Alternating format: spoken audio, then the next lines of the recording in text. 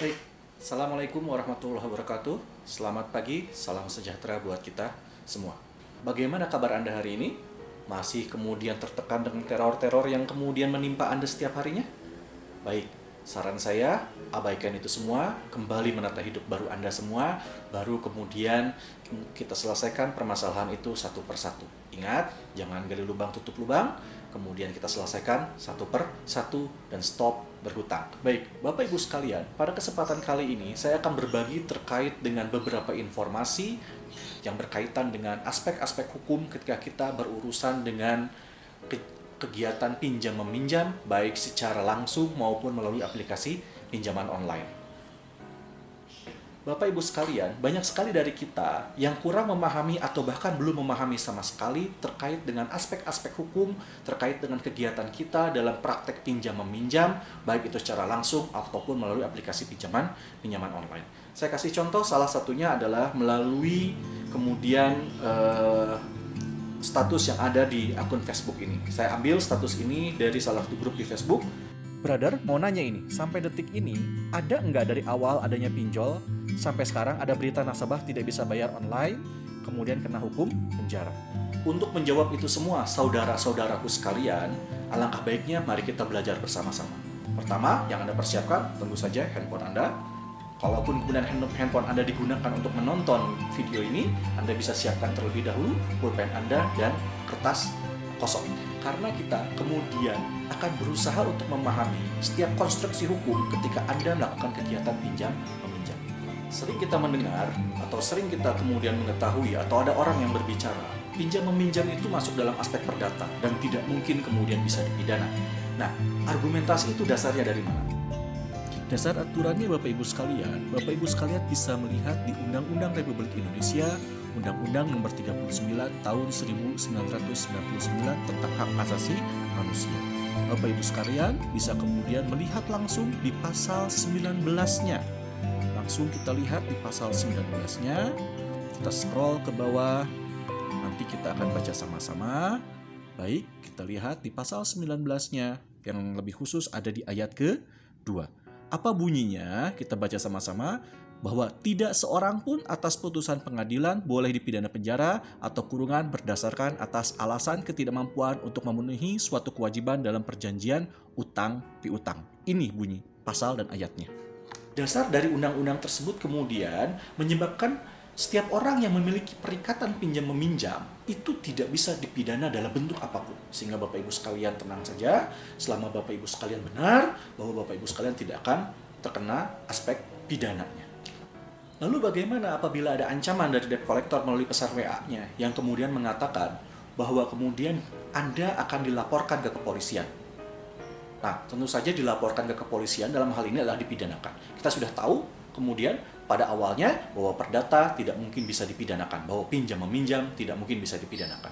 Tapi bagaimana kalau mereka tetap mengancam akan melaporkan kepada pihak kepolisian atau kemudian membawa polisi ke rumah Anda? Sebagaimana yang kemudian saya contohkan yang ada di dalam tangkapan layar berikut ini.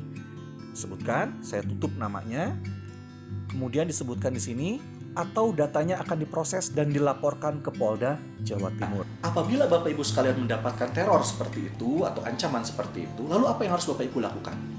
Dan bagaimana kemudian Bapak Ibu harus sikapi? Bapak Ibu tenang saja, saya akan berikan beberapa tips seperti ini.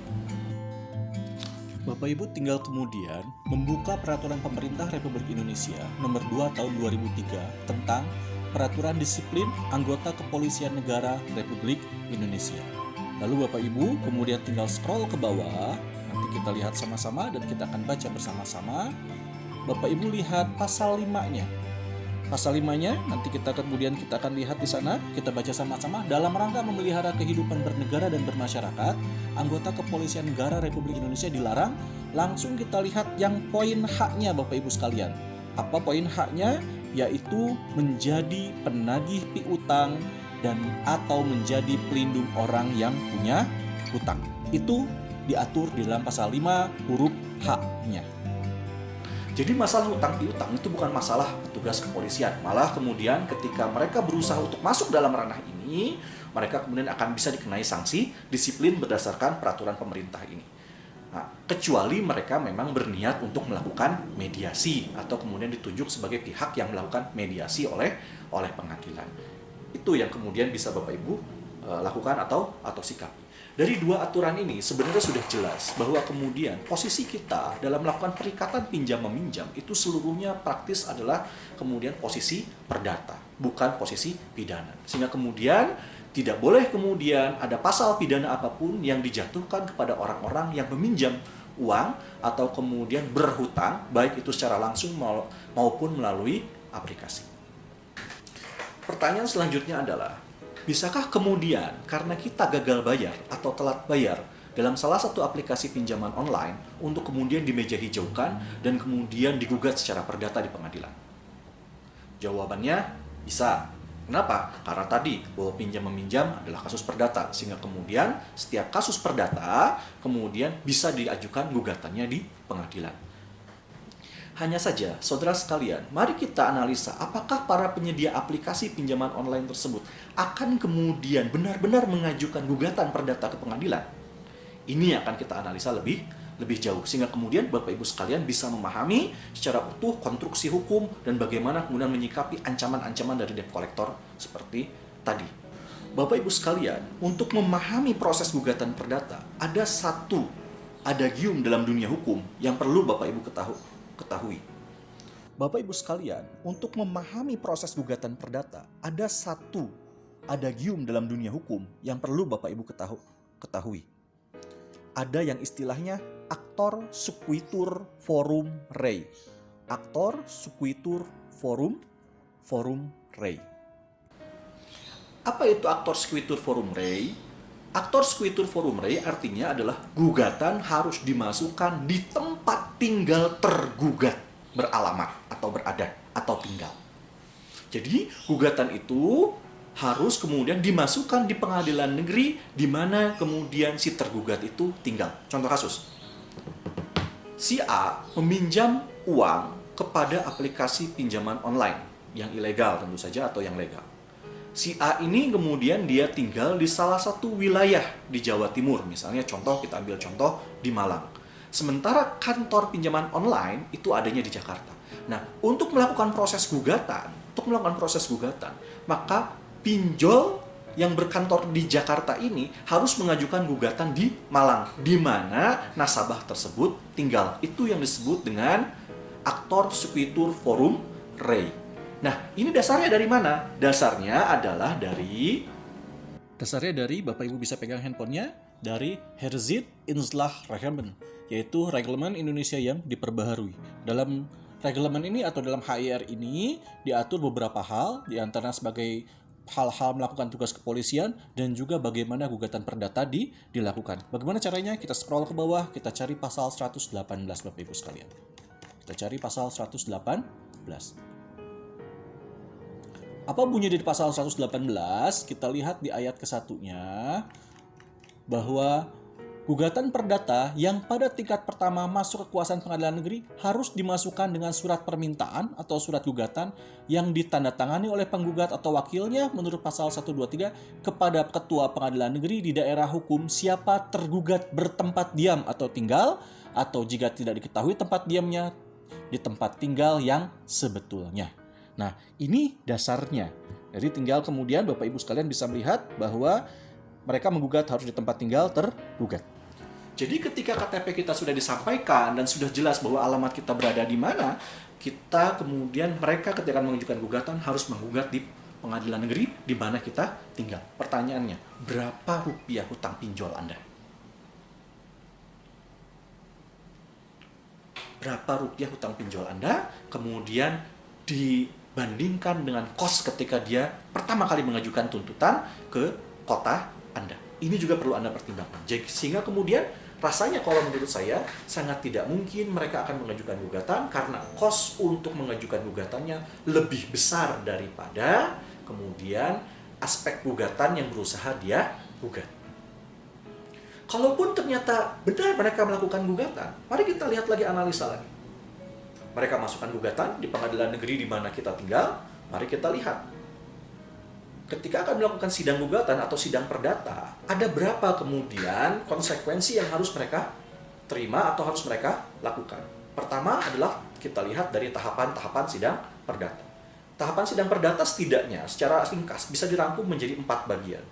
Yang pertama adalah tahap mediasi. Jadi nanti ketika mereka, yang tadi saya sudah sampaikan, di Jakarta dan di Malang, kemudian mereka menggugat di Malang, maka ketika mereka kemudian mulai masuk ke dalam proses sidang perdata, tahap pertama yang harus dilakukan, dan itu wajib dilakukan, itu adalah melakukan sidang mediasi. Berapa lama sidang mediasi dilakukan? Sekurang-kurangnya 40 hari dan bisa ditambah selama 14 hari. Bayangkan selama 40 hari mereka harus menyediakan akomodasi agar kemudian bisa bersidang di tempat tergugat atau di kota tempat tergugat tinggal. Kemudian bisa jadi ditambah selama 14 hari. Coba kita pikirkan secara logis.